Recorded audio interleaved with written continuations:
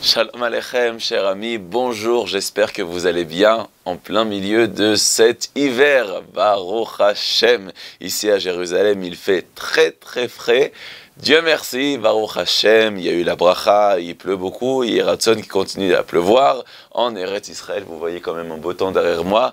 Mais dans tous les cas, l'essentiel, c'est que Hashem, il écoute nos prières, Bezrat Hashem, et que Hashem fasse que nous soyons toujours en bonne santé pour pouvoir étudier la Torah et de se réchauffer avec l'étude perpétuelle. Alors mes chers amis, j'espère vous voir très bientôt. Maintenant, on compte les jours, si Dieu veut, Bezrat Hashem, pour vous voir à Paris, à Marseille, Bezrat Hashem, et j'aurai le plaisir cette semaine, avec l'aide de Dieu, de vous rencontrer à Lyon, si vous habitez à Lyon, à la grande synagogue de Lyon, au 2e étage, Bezrat Hashem, jeudi. Alors, on ferme la parenthèse et on commence tout de suite Parashat Bo. Parashat Bo, c'est la paracha de la fin des Makot, la fin des 10 plaies d'Égypte, et donc c'est le moment où Pharaon décide enfin de libérer le peuple juif. Et dans cette paracha, il y a aussi la première mitzvah que Hachem il ordonne au peuple juif, avec Achodesh Azelachem. Rashi dit qu'on aurait dû même commencer la Torah par Parashat Bo. Donc Parashat Bo, c'est une paracha qui est très élevée. On va commencer avec le début de la paracha. Au début de la paracha, eh bien, il est écrit que Vayomer Hashem el Moshe, Bo el Paro. Hashem dit à Moshe, tu vas aller voir Paro, qui anir bati et libo, vet lev avadav, leman shiti ototai ele bekirbo. Donc voilà que tu dois aller chez Pharaon. Et lorsque Moshe Rabbeinu vient chez Pharaon pour lui dire les paroles de Dieu, qu'est-ce que la Torah nous raconte? Qu'il demande qui c'est qui va partir. Moshe Rabbeinu, il dit, il faut les jeunes. Il y a les jeunes, il y a les vieux, il y a tout le monde. Parce que dans le judaïsme, eh bien, la religion n'est pas réservée que pour les anciens, elle est pour tout le monde. Et même si vous avez 90 ans, vous êtes jeune aussi. Mais dans tous les cas, la religion est réservée pour tout le monde. Alors, Pharaon n'est pas d'accord. Il dit, si vous voulez, vous les hommes, allez-y. Vaïgaresh otam et pene paro. Il les renvoie. Alors, la question, c'est que, finalement, comment Pharaon peut renvoyer Moshe Rabbeinu et Aaron à Cohen comme des vauriens, chas v'shalom, alors qu'il a souffert déjà 7 plaies. Et pendant ces 7 plaies, il y a une partie où Pharaon il a supplié, priez pour moi, je vous en supplie, sauvez-moi, j'en peux plus de souffrir, faites quelque chose, etc.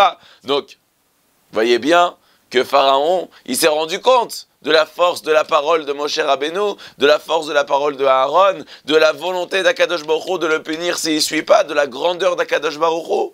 Et tout d'un coup, il garesh otam me'ed pene paro. Il renvoie comme si c'était des vauriens. Chas v'shalom. Alors en vérité, il faut regarder ce qui s'est passé dans la semaine d'avant, Parashat Vaera à la fin, où il est écrit que la 7e plaie, c'est quoi? Shechin, les ulcères. Et bien, juste après les ulcères, il est écrit dans la Torah que Vayichazek Hashem et lev paro. Hashem a renforcé le cœur de Pharaon. Qu'est-ce que ça signifie? Ça signifie que si Hashem n'avait pas renforcé son cœur, à ce moment-là, Pharaon aurait libéré le peuple juif. Mais qu'est-ce qu'il y avait de spécial dans la 7e plaie? Qu'est-ce qu'il y avait de spécial dans les ulcères? Plus que dans les grenouilles, plus que dans le dam, plus que dans les poux. Pourquoi il y avait spécifiquement quelque chose dans la plaie de Shechin, plus que dans toutes les autres plaies? Alors, le Sforno explique parce que c'était très douloureux. Et il n'aurait jamais supporté s'il n'y avait pas Hachem qui lui avait renforcé son cœur. Mais en vérité, eh bien, le Sichot Moussar, Rav Chaim Shmulevitz, qui s'étend sur ce sujet, vient nous prouver que Pharaon a découvert quelque chose chez Moshe Rabbeinu dans la 7e plaie qui était très fort et qui a fait qu'il aurait dû céder. Et c'est que Hachem qui a fait qu'il a renforcé son cœur. Et donc, ce qui a fait qu'il a renforcé son cœur, c'est pour ça que quand maintenant, il vient lui annoncer la 8e plaie, eh ben, il n'a pas de sentiment parce qu'il a son cœur qui est dur comme de la pierre. Mais alors, qu'est-ce qui s'est passé? Qu'est-ce qu'il a vu chez Moshe Rabbeinu au moment de la 7e plaie qui a fait qu'il a complètement fondu, si l'on peut dire, jusqu'à que Hachem a été obligé de lui en dire sur le cœur? Alors, avant tout ça, il faut regarder ce que la Gemara nous dit dans Sanhedrin d'Aflametret Amoudbet. 38b. La Gemara nous dit Adam Arishon misof haolam ve'ad sofo. Adam Arishon min haaretz ad larakia haya. Adam Arishon, il allait d'un endroit du monde à l'autre bout du monde. Il prenait la place du monde entier. Adam Arishon, le premier homme, sa taille était depuis le sol de la terre jusqu'au ciel. Alors, qu'est-ce que ça signifie ça? Est-ce que c'est au sens propre ou au sens figuré? La Gemara, elle termine en disant que le jour où il a fauté,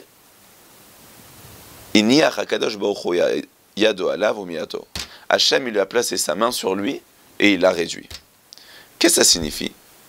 Ça ne veut pas dire kipshuto, ça ne veut pas dire dans le sens simple, comme ça il dit Raphaël Shmulevitz, qu'il avait une taille qui arrivait jusqu'au ciel. Non, c'est qu'en vérité, on parle au sens figuré qu'il avait des forces, qu'il était capable d'arriver jusqu'au ciel quand il voulait quelque chose.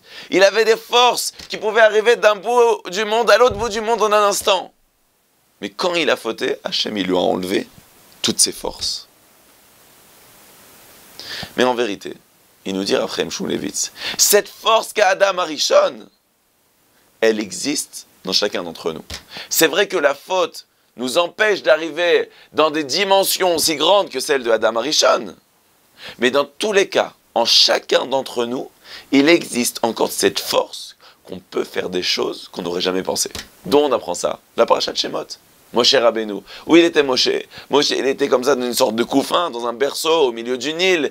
Et il y a Bithia, la fille de Paro, elle essaye de le prendre, mais elle était très loin, plusieurs mètres. Si on regarde la Gemara là-bas, elle nous dit des détails impressionnants. Elle a tendu sa main et s'est allongée. Il dit Raphaël Shmulevitz, ça ne veut pas dire aussi au sens propre. C'est pas que sa main, elle a grandi énormément et que sa main, elle a rapetissé. C'est qu'avec la volonté qu'elle a eue, elle arrivait à faire des choses qui étaient incroyables. Parce qu'en chacun d'entre nous, lorsqu'on veut faire quelque chose, on peut y arriver. Il dit Raphaël Shmulevitz, que Dieu préserve, lo alenu velo alechem. Quand quelqu'un il se trouve dans un moment de danger, chas v'shalom, dans un moment où chas v'shalom, il pourrait y avoir le feu, lo alenu velo alechem. Eh bien, quelqu'un il est capable de faire des choses, même s'il est fatigué, même s'il est allongé sur son canapé, avec bien sûr les pop-corn, eh bien, il peut tout jeter, courir et porter 5 personnes en même temps, quand quelqu'un... Parce qu'il sent qu'il n'a pas le choix. Eh bien, il dit, Adam Arishon, lui, il avait des forces incroyables.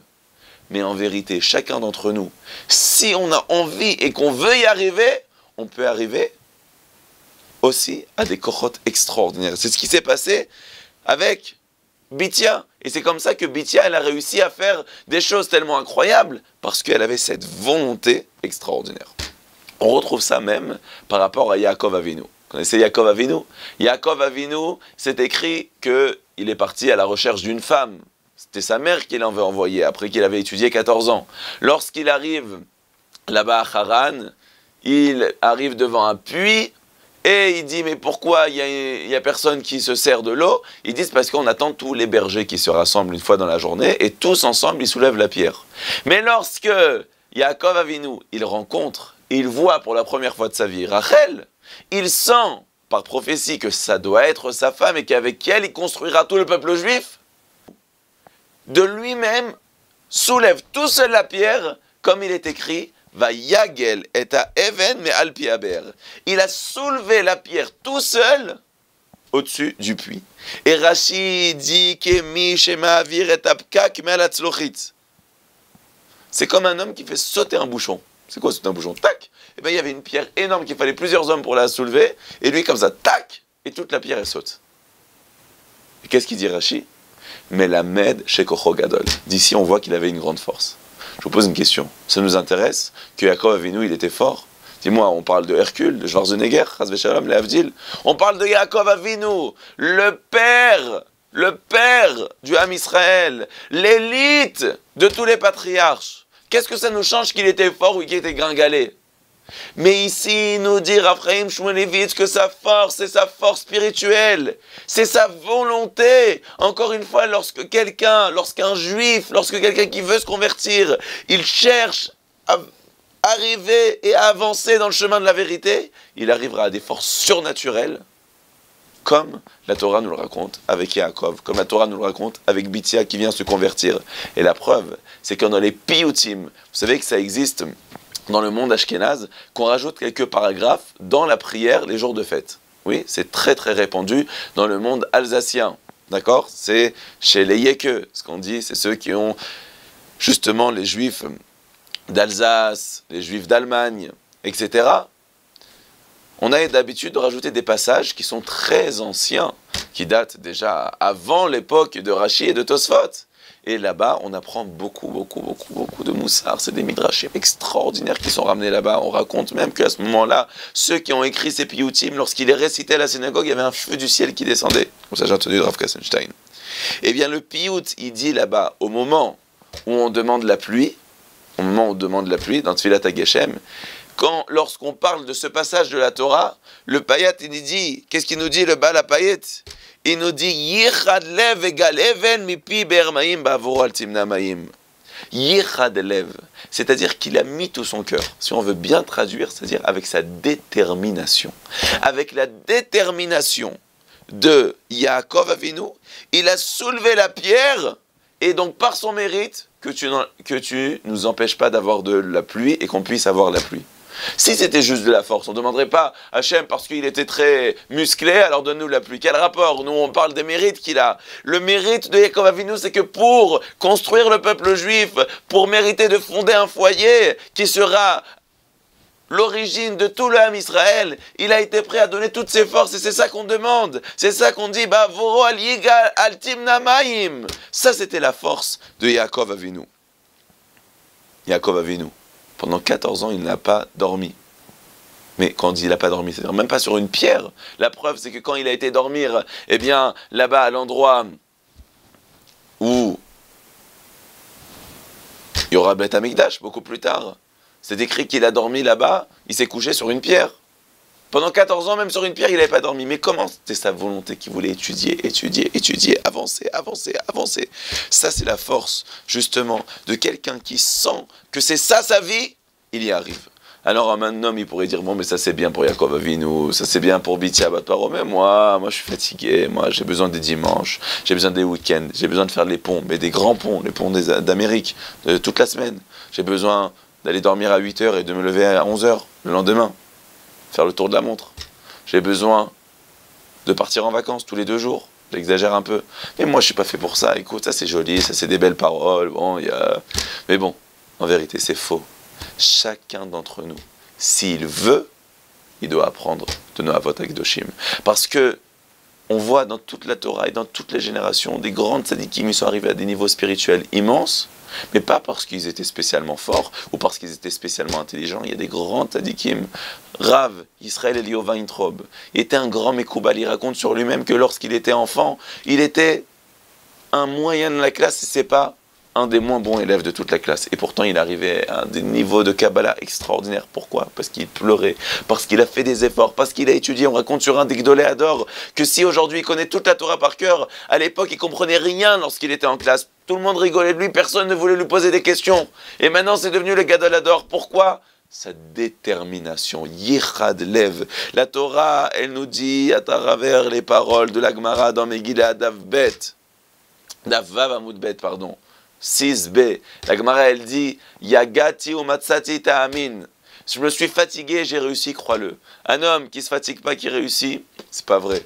Peut-être il réussit maintenant, mais ça se perd. Quelqu'un qui se fatigue pas, ou alors qui s'est fatigué, qui n'a pas trouvé, ça marche pas non plus. Yagati ou matzati ta'amin, c'est que quand tu te fatigues, que tu réussis. Tous ces tzadikim, c'est parce qu'ils le voulaient. C'est écrit même que en vérité, les Kohanim, ils avaient une force extraordinaire. Pourquoi ils avaient une force extraordinaire? Parce qu'ils prenaient des plumes et ils les jetaient, les plumes. Quand ils dépeçaient, eh bien, il y avait des corbanotes. Des fois, il fallait prendre la volaille, il fallait enlever les plumes. Eh bien, quand on jette les plumes, c'est très léger, donc c'est difficile d'aller loin. Ils les envoyaient à 15 mètres. Mais pourquoi? C'est parce qu'ils étaient tellement déterminés à faire les mitzvot, à faire le sacrifice, qu'ils arrivaient à faire des choses qui étaient incroyables. C'est ce qui s'est passé aussi au moment de la plaie, la 7e plaie de Shechin. Il est écrit que Hachem, il a dit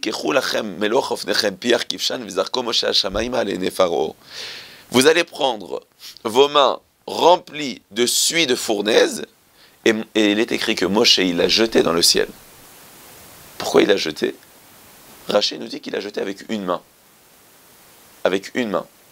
Toute chose qu'on a besoin de force, c'est avec une main. C'est plus facile de jeter avec une main quelque chose de lourd qu'avec deux mains. Toute la force, c'est par une main. Alors, Rachid dit qu'il y avait plusieurs miracles. Premier miracle, que tout ce que Aaron et Moshe, ils ont pu remplir leurs mains, tout ça s'est rentré juste dans une main de Moshe Rabbeinu. Déjà le premier miracle. Et deuxième miracle, que c'est parti dans toute l'Égypte ce qu'il a envoyé. Alors il dit le Siftei Chachamim, si c'était un miracle, alors pourquoi Moshe Rabbeinu, il avait besoin d'une main? C'est déjà un miracle, alors fais avec les deux mains. Il nous dit Raphaël Shmulevitz, non. Parce que le miracle, il est arrivé parce que Moshe Rabbeinu, il a mis toutes ses forces. Il a essayé au maximum, il a jeté avec une main ce qui prouvait le maximum. Alors Hachem, il a fait que ça s'est éparpillé dans tout l'Égypte. Encore une fois, la force, la détermination d'un juif peut l'emmener à des choses qui sont extraordinaires. On voit Aaron à Cohen, il a porté 22 000 Lévi'im en un seul jour. C'est pas parce qu'il était fort, c'est parce qu'il avait la détermination de sanctifier ceux qui vont servir dans le tabernacle et dans le sanctuaire. D'ici, on apprend, mes chers amis, de ne jamais décourager. Même en hiver, quand il fait froid et qu'on a la voix enrouée, comme vous avez remarqué, eh bien, dans tous les cas, ne baissez pas les bras. C'est dur. Ah oui que c'est dur. C'est dur, bien sûr que c'est dur. La petite parenthèse. Vous voyez, il fait jour là. Et comme j'ai dit la dernière fois, actuellement, maintenant quand je parle, il est 23h22 et 7 secondes. Il fait froid. Il pleut. On est tout seul. On est fatigué. On doit prendre l'avion dans quelques heures. Mais bon, on est déterminé pour vous parce que vous êtes magnifiques. Eh bien, chacun d'entre nous, on doit se renforcer. Oui, vous et moi, tous ensemble, on doit tous se renforcer et se dire que si tu veux, tu y arriveras. Ne baisse pas les bras. Un juif, il a des korotes surnaturelles. Hachem, il est prêt à aider tout un chacun dans le monde s'il le veut. Mais la seule chose, mets tes efforts. Donne toutes tes forces et tu y arriveras. Alors mes chers amis, bon courage, Be'atzlacha, un excellent Shabbat Shalom, et je rêve, Be'ezrat Hashem, de vous voir cette semaine à Lyon, la semaine prochaine à Paris et à Marseille, Be'ezrat Hashem. Enfin, je vais pouvoir vous saluer, vous faire la bise, danser avec vous, Be'ezrat Hashem. Qu'on soit zoché, Be'ezrat Hashem, de tous se rencontrer très bientôt dans la joie et de voir le Mashiach. Un grand Shabbat Shalom.